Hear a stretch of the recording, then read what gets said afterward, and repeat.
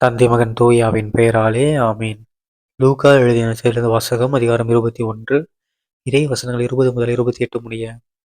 அக்காலத்தில் இயேசு தம் சீடர்களை நோக்கி கூறியது: எருசலேமை படைகள் சூழ்ந்திருப்பதை நீங்கள் காணும்போது அதன் அழிவு நெருங்கி வந்துவிட்டது என அறிந்து கொள்ளுங்கள். அப்போது யூதேயாவில் உள்ளவர்கள் மலைகளுக்கு தப்பி ஓடட்டும், நகரத்தின் நடுவில் உள்ளவர்கள் வெளியேறட்டும், நாட்டுப் புறங்களில் இருப்பவர்கள் நகரத்துக்குள்ளே வர வேண்டாம், ஏனெனில் அவை பழிவாங்கும் நாள்கள்.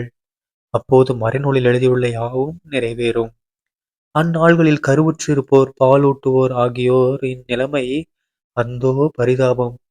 ஏனெனில் மண்ணுலகின் மீது பேரிடரும் அம்மக்கள் மீது கடவுளின் சினமும் வரும்.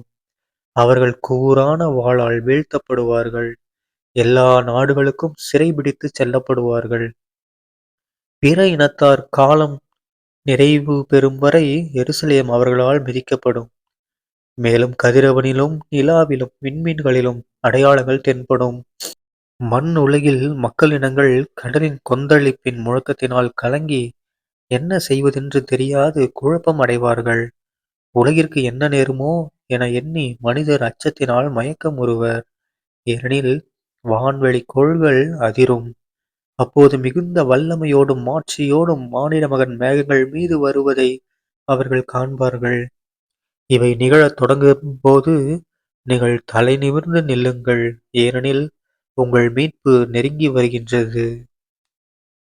ஆண்டவரின் அருள்வாக்கு. கிறிஸ்துவே உமக்கு புகழ். அன்பான சகோதர சகோதரிகளே, இன்று பொதுக்காலம் 34ஆம் வாரம் நவம்பர் 27ஆம் தேதி 2025ஆம் வருடம் வியாழக்கிழமை.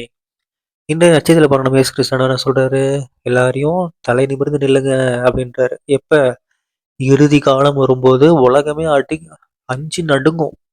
ஐயோ என்ன ஆகுமோ இதாகுமோ குழப்பமா இருக்கும். ஏன்னா வான்வெளி கோள்கள்லாம் அதிரும். ஓகேங்களா, பூமியெல்லாம் நிலநடுக்கம் வரும், நீர்லாம் கொந்தளிக்கும், என்னென்னமோ நடக்கும்.